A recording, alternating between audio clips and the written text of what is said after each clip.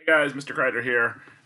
Just checking in, letting you know that you're mostly on the right track with the homework that you guys did. Briefly, the disaster, the translation for chapter 13. This is a story that's going to definitely go into next year. They get stuck in a ditch. I mean, for some reason, this story gets stuck in a ditch as well. So keep doing your work with all of that, okay? And you're doing a good job. Remember to repeat to yourself, Arama Rasarat, Arama Sarata Sarant. Remember that you also need to repeat to yourself, Bom Bas Bat, Bamas Badas Bant. So you kind of get these endings and also the word for to be, right? I was, you were, so forth and so forth. Okay, let's do 13b. I just want to do some corrections with you.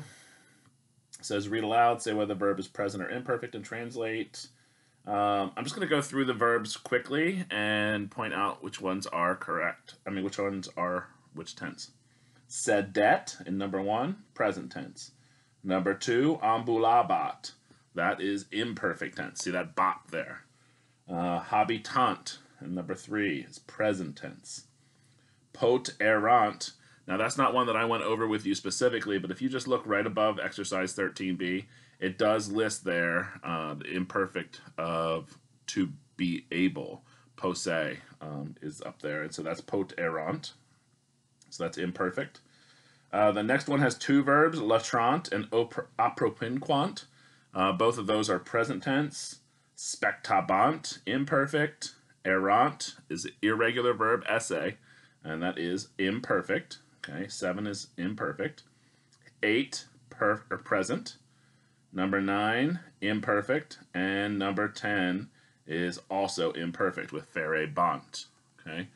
Then also in 13c, you just had to do the odds of that one, go through. Really, you're using the story as the guide and then just kind of correcting from there. I'm not going to go over those with you.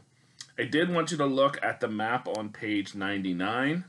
You can see there they talk about the Via Appia. This is the main road that's kind of the way out of town.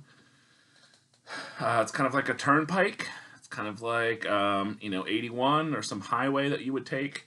It's one of the main roads that gets you up and down the southern part of Italy. Okay. Looking ahead, building the meaning on pages 100 and 101. One of your assignments this week is to look over these and write them down. These are adverbs. Adverbs are words that modify or describe verbs, adjectives, or other adverbs. And so, these are all words. These are oftentimes words that we do not see easy derivatives for. So you have to find some other way to connect them in your mind. You're not going to see always a connection between, like, over here it says etiam. Etiam isn't also. There's no word like that. Saipe, meaning often. But then we use some of them in common phrases that are still around today, like semper, semper fidelis. We talk about always faithful, the Marines. So go through that list when it's assigned to you and make sure you get through that.